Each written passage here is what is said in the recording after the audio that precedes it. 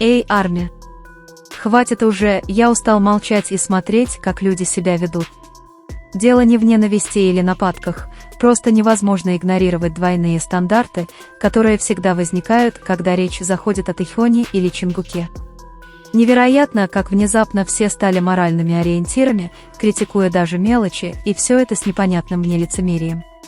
Тэхён публикует фото картошки фри из Макдоналдса, и вот, все раздувают из мухи слона. Он делает это уже много лет, и над ним все еще смеются. Разве употребление чего-то настолько обыденного должно быть поводом сделать его центром внимания? И даже не начинайте говорить о Чингуке, когда он публикует фото со своим кофе из Старбакса, ненависть на него просто невероятна. Что не так с людьми? Они тоже могут наслаждаться простыми вещами, такими как кофе, но, похоже, некоторые стремятся найти малейший повод для критики. А что происходит, когда Чимен делает то же самое? Когда он ест перед камерой, упоминая Макдоналдс, никто не комментирует. Ни одного гневного комментария, все замолкают.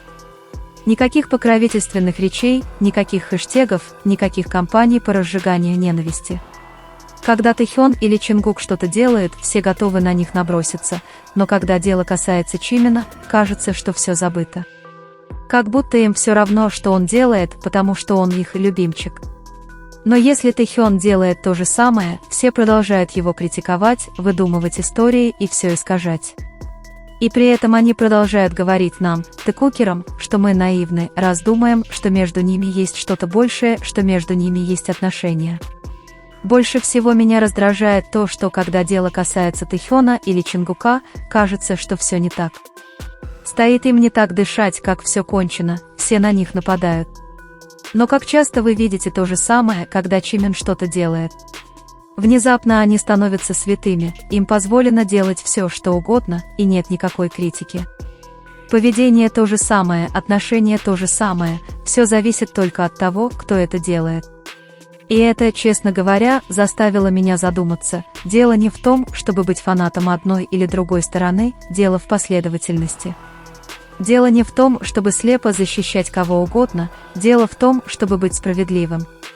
А когда фанатики делают вид, что не видят происходящего, только потому, что это кто-то из их группы, вот тут-то и проявляется лицемерие.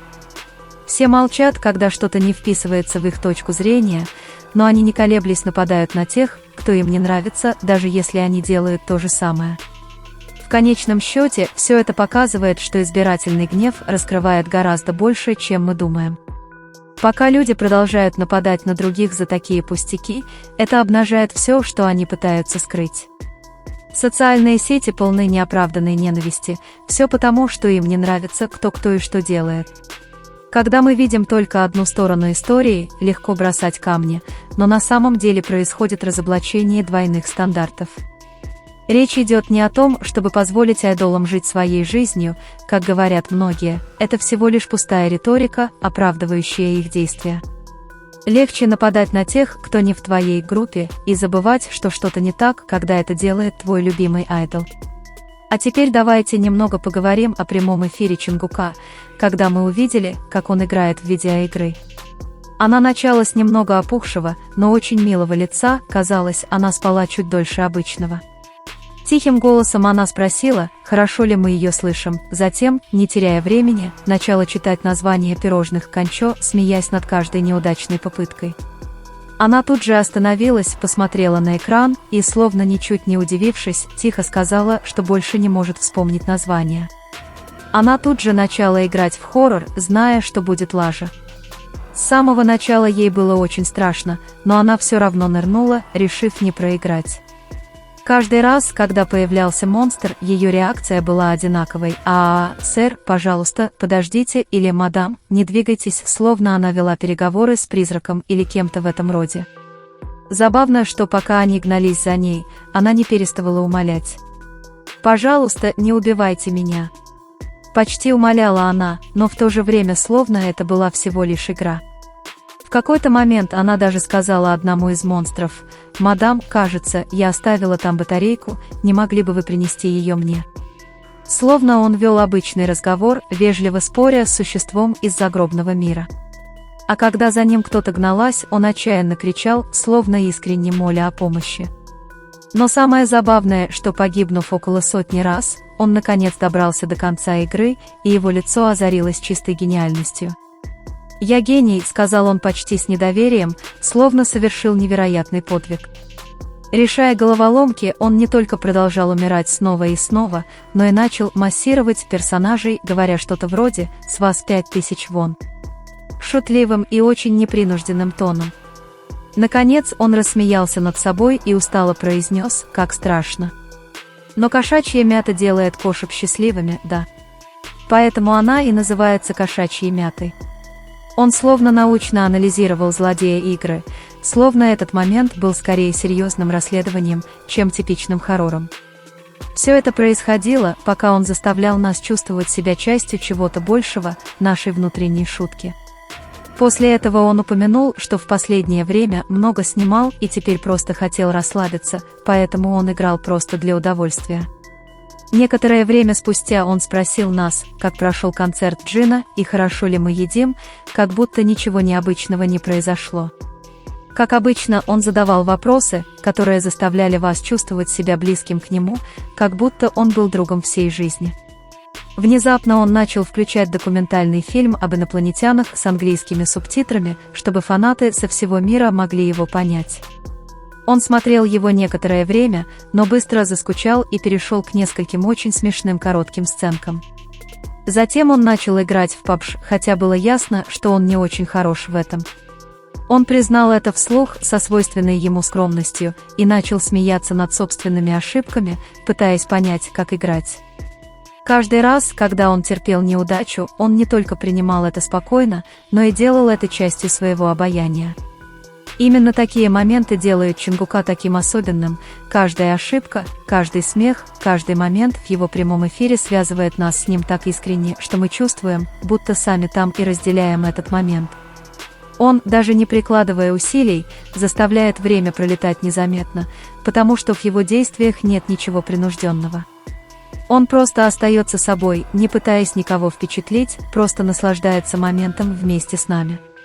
Многие тэкукеры за эти годы поняли неоспоримо, между Чонгуком и Тэхёном существует особая связь, нечто большее, чем то, что бросается в глаза. Есть что-то в том, как они смотрят друг на друга, в том, как они ищут друг друга, в тех легких прикосновениях, которыми они обмениваются бездумно, не беспокоясь о камерах или чьем-то наблюдении. Самое поразительное, что независимо от контекста, эти жесты остаются неизменными, и именно это делает их заметными, потому что они делают это ненамеренно. Это что-то, что происходит естественно, как будто это естественно. Никто не учил их, как себя вести или что делать, они просто остаются собой.